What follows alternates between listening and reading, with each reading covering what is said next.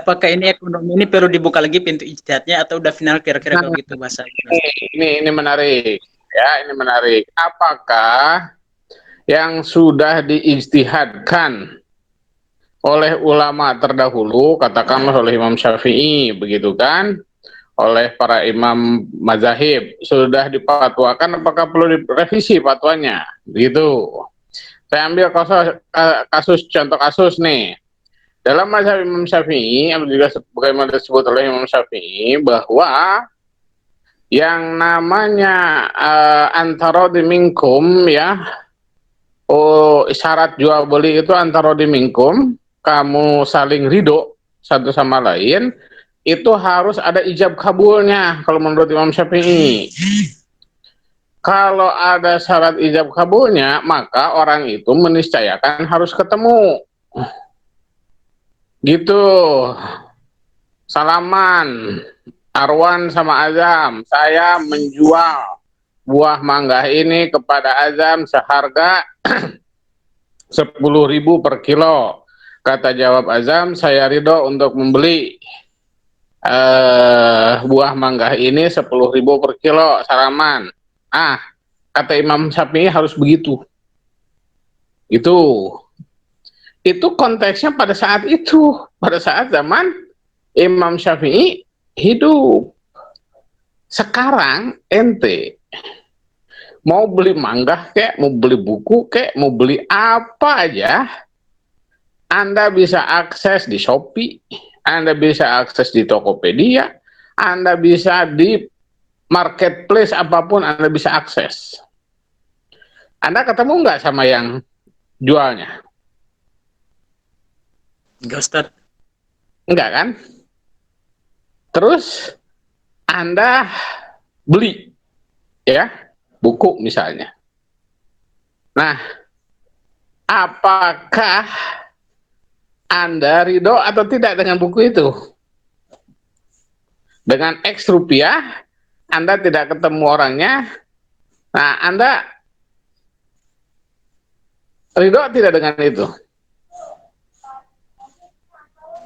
Ridho, Ustaz. Ridho. Kenapa Anda ridho? Yang penting mah tadi nggak ada yang cacat.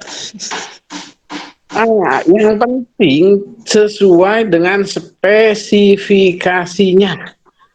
Gitu. Kan gitu. Dan juga tidak cacat. Misalnya Anda beli apa? Contoh. Sepeda. Ya, di Tokopedia.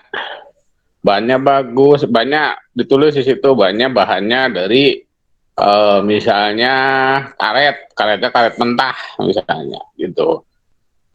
Ditulis di situ karet mentah. Terus besinya bukan besi, apa namanya, platinum misalnya, bahannya bla bla bla bla bla bla bla.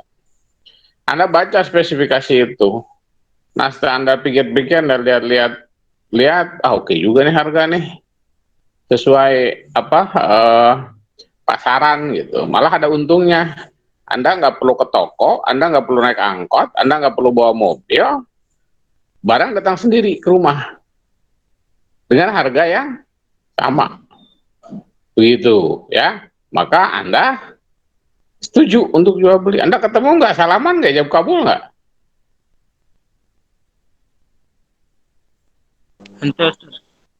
Nggak jawab kabul Anda itu.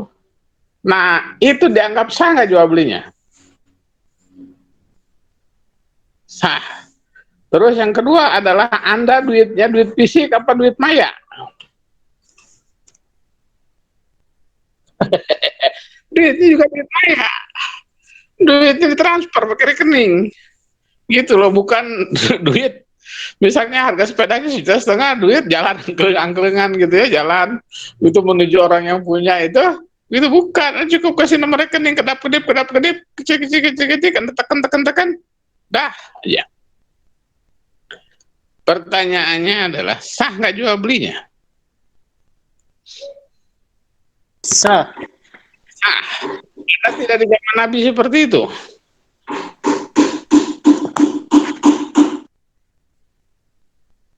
Tidak ada di zaman Imam Syafi'i. Masih belum juga.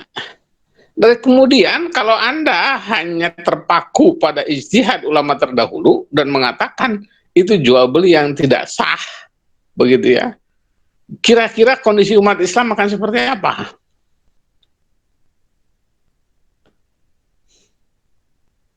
Kayak dulu lagi, Ustaz. Hah? Nggak maju-maju kayak dulu lagi, Ustaz. Nah, disitulah kemudian perlunya nomenklatur ijtihad. Perlunya nomenklatur ijtihad. Di Quran nggak diatur. Yang diatur di Quran itu pokoknya saja antarodin, Anda saling meridoi. Ya. Kemudian di hadis juga nggak ada beli pakai uang kedap-kedip. Ya. Nggak ada semua itu di zaman Imam Syafi'i. Imam Syafi'i berfatwa bahwa harus ketemu muka, salaman, Anda ijab kabul. Tapi zaman sekarang, Anda di Bandung, yang jualnya di Jakarta, atau Anda di Jakarta, yang jualnya di Surabaya. Mau ketemu dulu, kapan ketemu nih? Gitu ya. Jadi itu sudah mungkin. Nah, di dalam Islam yang penting antarodin. Antarodin itu apa? Spesifikasinya jelas. Gitu loh, spesifikasinya jelas. Bahkan sekarang ini kalau kita mau belanja satu barang di marketplace, kan kita lihat apa coba? Apa yang kita lihat? Setelah spesifikasi kita lihat apa? Oke, kita udah lihat pasti harga, kita kualitas belum tahu. Apa yang kita lihat? Komentar orang yang sudah beli terhadap barang itu. Iya nggak? Nah, lihat bintangnya berapa nih? Wah, cuman satu. Wah, kagak beres ini. Ah, udahlah nggak bisa dipercaya orang ini. Barangnya nggak bisa, penjualnya nggak bisa dipercaya. Udahlah nggak usah. Cari aja tempat yang lain katanya. Dengan barang yang sama, harga yang sama. Oh ini terjamin nih. Cara apa namanya bungkusnya apa segala macam dijamin nih. Nah, sampai ke situnya. Begitu. Ya. Jadi apakah memungkinkan hasil ijtihad ulama terdahulu diijtihadkan lagi? Mungkin. Oh, namanya juga hasil ijtihad. Jangankan ulama yang terdahulu ya. Baru kemarin ijtihad, sekarang ijtihad baru itu biasa. Kenapa? Karena ijtihad itu adalah produk hukum karya manusia. Gitu. Ya. Mungkin sekarang minggu lalu begini aturannya, minggu depan beda lagi aturannya. Gitu. Paham? Arwan? Dan yang lain-lain, paham nggak? Paham, Ustaz. Citra masih bingung?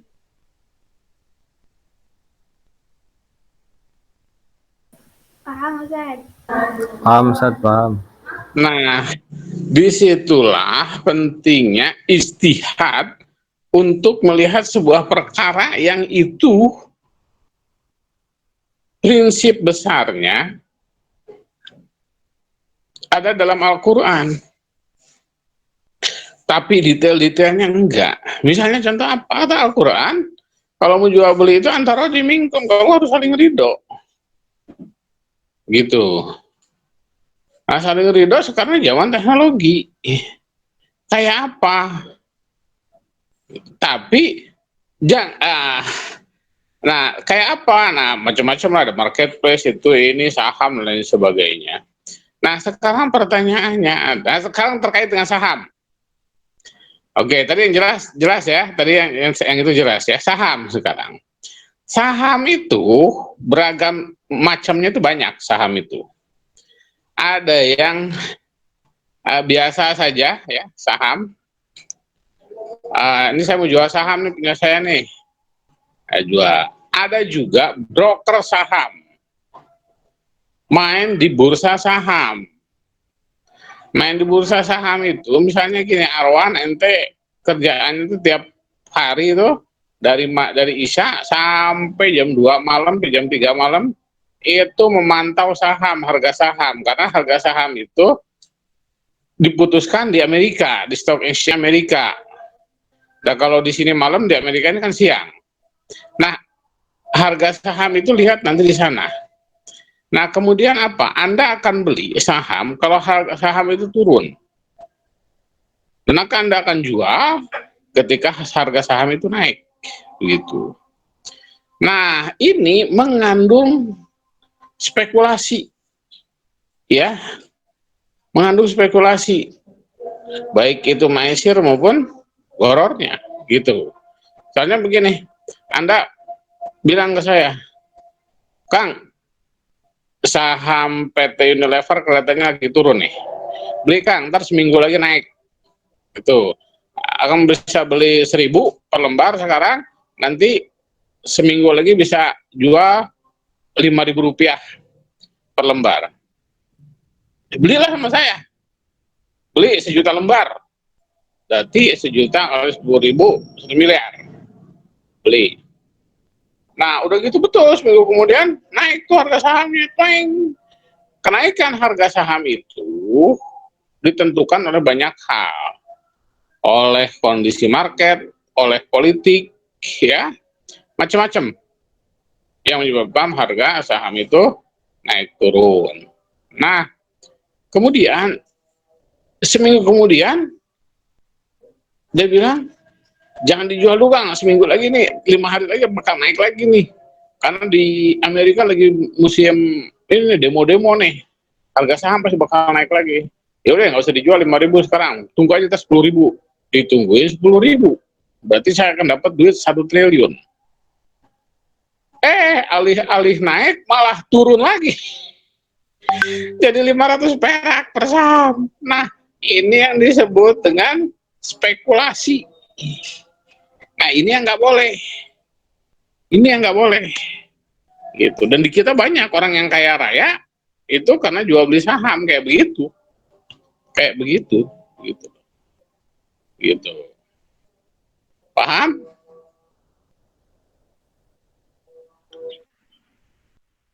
Ini sudah zuhur, gimana? Kita tunda dulu, saat dulu apa gimana? Hah? Ya sudah, kita istirahat dulu, nanti kita sambung lagi. Gimana, bisa? Ya, jam 12, jam inilah apa, uh, jam 12:04 lah ya, jam 12:04 sampai jam ya jam 12:04 lah ya, nanti kita sambung ya. Ya. Siap, Tat.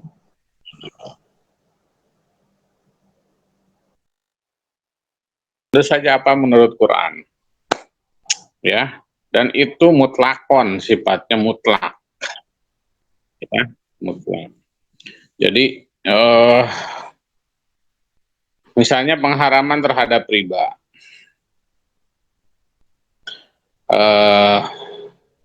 itu kalimatnya tuh eksplisit, wa halallahu al-bai'a wa harramar riba. Allah menghalalkan bai dan mengharamkan riba, gitu ya. Itu eksplisit kalimatnya, gitu ya. Terus hal-hal yang mengandung gharar dan maisir, ya, perjudian. Nah, itu mutlak haramnya, dilarangnya mutlak. Selebihnya dari itu adalah halal, gitu. Nah, kemudian dicek lagi apakah ada dalam hadis penjelasan tentang hal-hal yang diharamkan atau tidak ada, gitu loh. Nah, kalau tidak ada, ya berarti semuanya halal. Atau penjelasan dari Quran sendiri dalam hadis itu ada enggak, gitu ya. Kalau tidak ada, berarti semua halal, begitu ya. Nah, namun demikian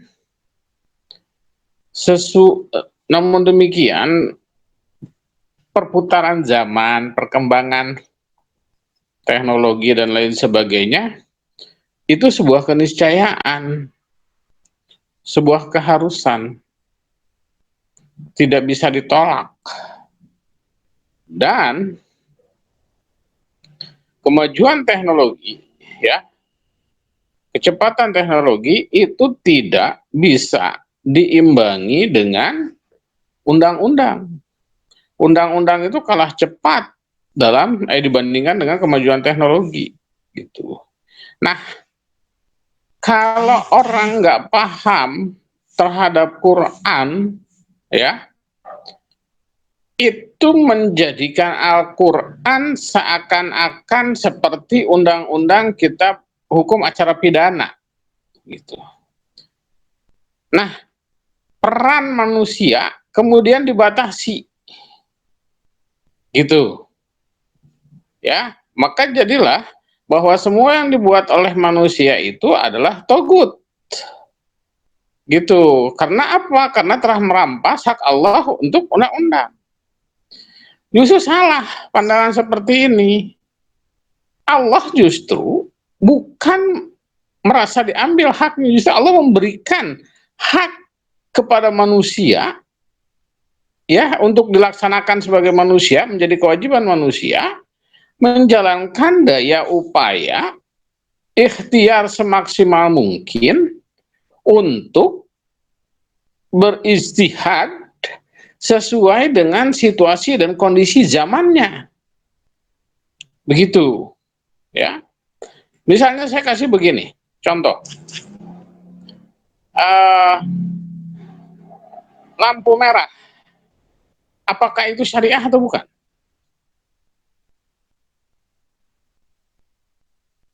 Bukan. Kenapa bukan?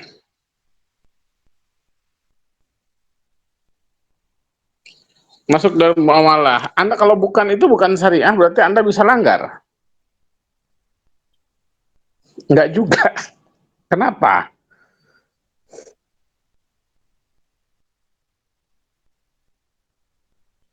Untuk menentukan ketertiban lalu lintas. Jadi kalau ditaati itu tidak mendapat pahala.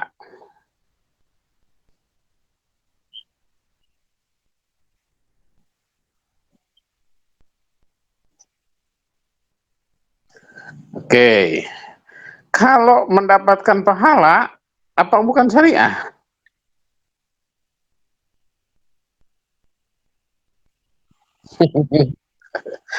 Kan? Kemudian apakah lampu merah itu ketika nyala merah wajib ditaati apa enggak? Wajib. Kalau nggak ditaati, kecelakaan, mafsadat, ya. Kemudian mengapa, apa fungsinya sholat untuk apa?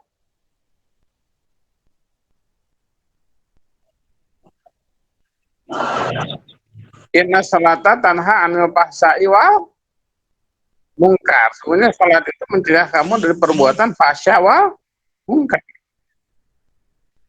Nah, kalau kita nggak sholat, berarti kita akan terjerumus kepada fahsya wal mungkar. Kalau kita sholat, berarti kita mencegah untuk kita terlibat dalam fahsya wal mungkar. Analogi ini sama nggak dengan lampu merah? Sama. Kenapa kemudian lampu merah tidak syariah?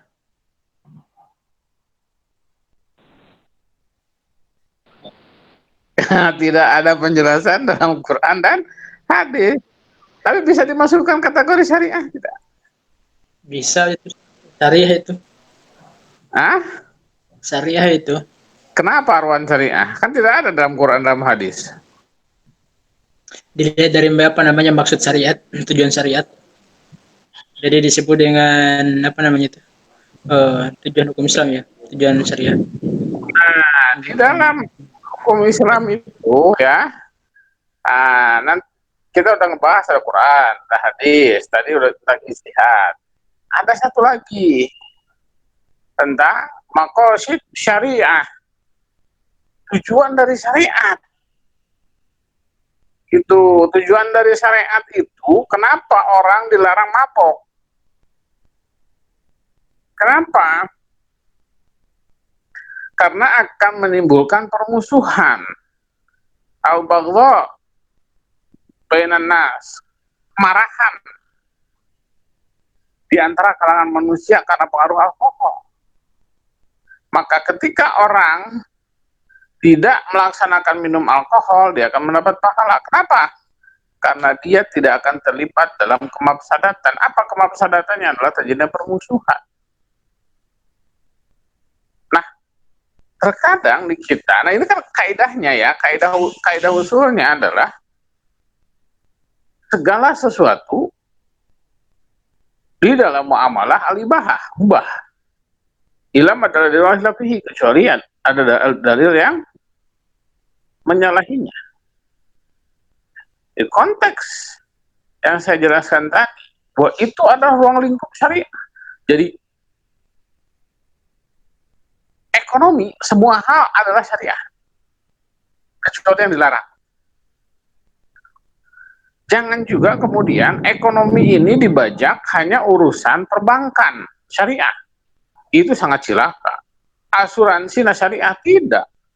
Anda nanam padi yang bagus, pakai pupuk organik, pakai pupuk kandang.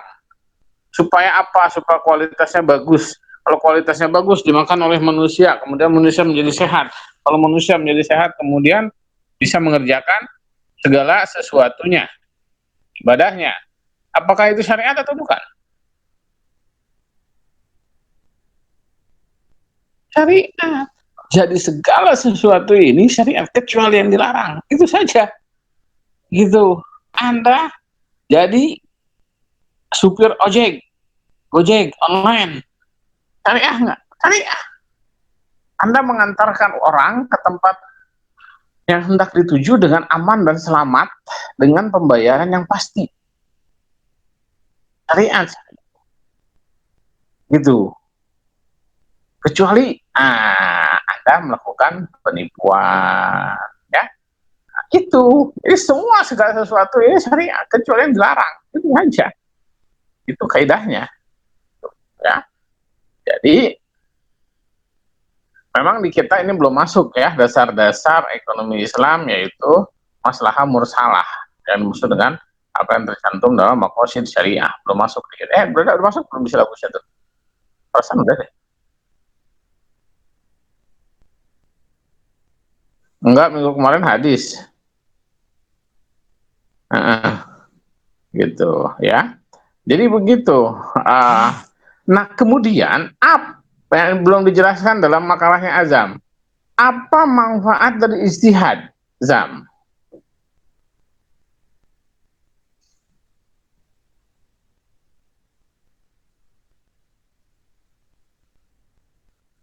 Oke, kemaslahatan umat. Nah, di sisi lain, ijtihad adalah kata kunci ya dari mengapa kemudian Islam itu likuli zaman wa makan. Gitu. Islam itu untuk segala zaman dan tempat. Gitu. Paham nggak? Kalau tidak ada ijtihad, bayangin bagaimana Islam itu tertinggalnya dengan dunia, begitu. Seperti Kristen, Yahudi itu tertinggal karena mereka tidak punya metode ijtihad. Nah, di dalam Islam itu ada metode ijtihad, gitu. Sehingga Islam tidak menjadi agama yang tertinggal, gitu. Bisa dipahami? Sehingga ketika berbicara apapun, Islam itu selalu relevan, gitu. Mau bicara tentang apapun, Islam itu selalu relevan. Bicara ekonomi hayu, bicara sains hayu. Nah, orang yang banyak tidak, yang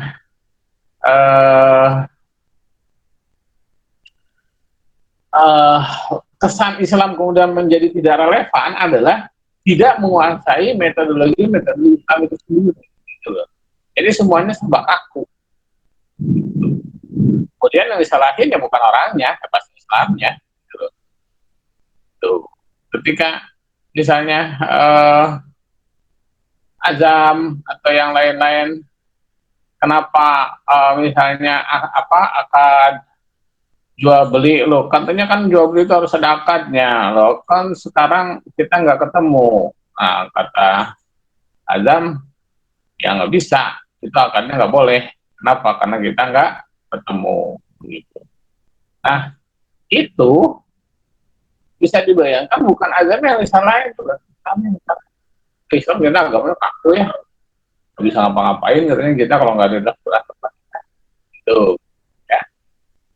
Jadi hal-hal yang muamalah berbeda dengan hal-hal yang ibadah, ya, berbeda dengan hal-hal ibadah. Kalau hal-hal dalam ibadah itu belum apa-apa udah mamnu, udah dilarang, gitu loh. Dia dilarang, belum apa-apa udah dilarang, nggak bisa kreatif dalam ibadah. Kita nggak bisa kreatif dalam ibadah. Sholat maghrib ini kan kita masih sebenarnya masih sehat. Udah capek, udah lemas, sholat maghrib 2 rakaat aja lah, capek. Apalagi Isya, capek deh sholatnya. Sholatnya 2 rakaat aja lah. Capek, habis jalan jauh. Bisa begitu. Ya nggak bisa. Orang ketentuannya udah 4, 3, 4. Dilarang kita untuk melakukan itu. Terlarang. Nah, gitu. Ya, berbeda dengan ibadah. Hal-hal yang ibadah itu di awalnya saja sudah mamnu. Al-asl fil ibadah mamnu. Ilama dalil oleh nabi. Kenapa Anda sholat 2 rakaat? Kenapa sholat Anda 4 rakaat? Ya karena perintahnya begitu. Gitu ya, karena perintahnya begitu. Gitu. Oke, bisa dipahami?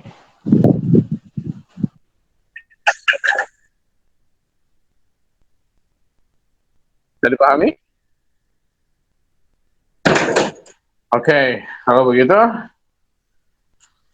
ada pertanyaan?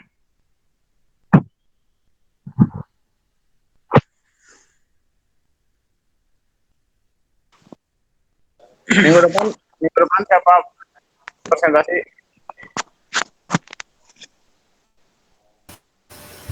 Minggu depan UTS, Ustaz. UTS? Iya. Oh. UTS 2 minggu ya? 2 pekan ya? Oh, minggu depan UTS. Emang kita udah pertemuan keberapa itu? Ini.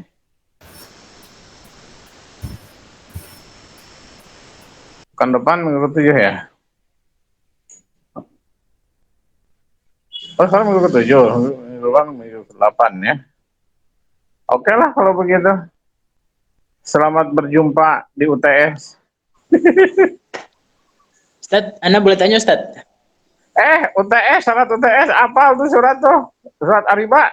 Surat Riba tuh 275 sampai 278. Sampai 28 ya, sampai 27. Itu satu ayat panjang ya Ustaz ya? Hah? Satu ayat itu panjang juga ya. 5 ayat riba tuh. Ustaz, Anda mau tanya Ustaz, bentar Ustaz. Boleh silakan. Ini tadi terkait apa namanya? Tujuan syariat. Kemudian kalau kita komparasikan dengan undang-undang yang sekarang yang berlaku ya.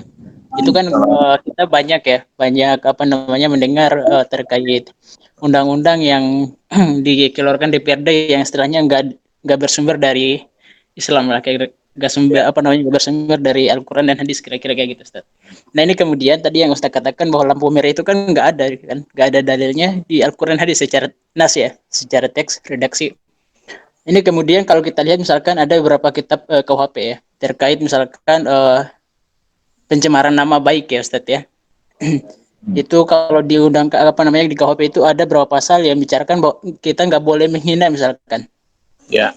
Nah di sana itu sudah mengatur ya Ustaz ya, sudah mengatur nggak itu ada sanksinya ya. Tapi sanksinya itu nggak berdasarkan, kalau di Islam itu kan nggak boleh apa namanya mencela orang lain atau menghina orang lain, tapi di sana nggak ada sanksi hukumnya. Ya kan Ustaz. Artinya bahwa ini harus dikenakan sanksi denda sekian atau masukkan penjara sekian. Itu kan nggak ada, cuma hanya dosa gitu Ustaz ya. Kira-kira gitu Ustaz ya. Nah, terus menjadi pertanyaannya, kemudian di situ nggak ada kesimpulan menemukan hukumnya apa namanya konsekuensi apa namanya dari itu ya, perintah jangan menghina atau mengejek orang lain, nggak ada konsekuensi hukumnya kayak gimana, tapi kita mengadakan hukumnya berdasarkan keputusan bersama gitu loh. Ya. Kira-kira itu dimasukkan syariah atau bukan, Ustaz? Oke. Makosidnya dari itu apa? Hukum itu diterapkan makosidnya apa? Supaya nggak menjadi tadi, Ustaz. Supaya orang tidak mencaci maki orang lain. Kan, nah, bayangkan begini ya. Orang terkadang, karena masih terbatas kali ya, menghina orang, ya, melecehkan orang, mencemarkan nama baik ya. Itu kan di hadisnya jelas. Di khutbah wada Rasulullah. Inna dima'akum wa amwalakum wal a'rad. Bayangkan kata Rasulullah 1500 tahun. Sungguhnya dima'akum darah-darah kamu, amwalakum harta-harta kamu, wal a'rad dan kehormatan kamu haramun alaikum. Haram ente di situ. Itu kita dituangkan dalam undang-undang tentang acara pidana ya, hukum pidana bahwa tidak boleh mencemarkan nama baik, menghina orang, melecehkan orang, gitu dah.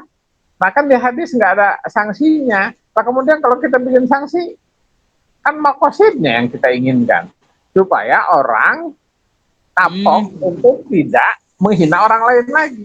Bayangkan kalau cuma nanti sanksinya, nanti Allah akan memberikan dosa pada Anda. Hari gini orang diancam pakai dosa.